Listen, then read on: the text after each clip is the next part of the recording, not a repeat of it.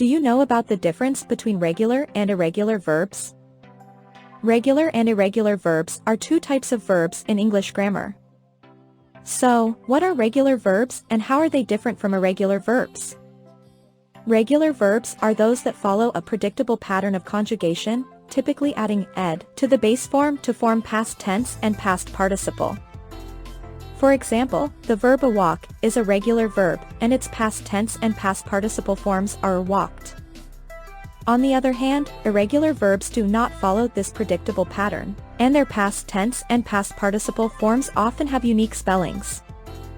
Examples of irregular verbs include go in past tense is went, eat in past tense is ate, and see in past tense is saw.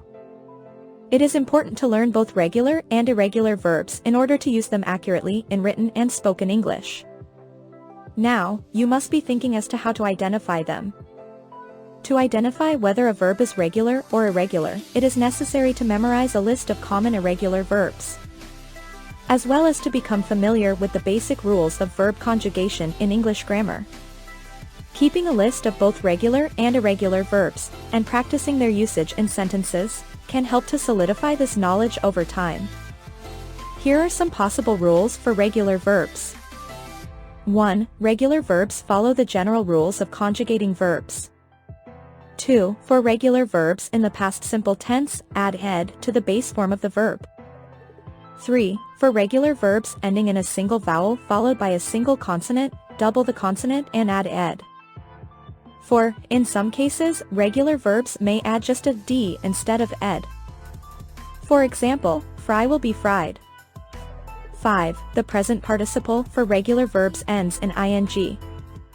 6. The past participle for regular verbs is formed by adding ed to the base form of the verb.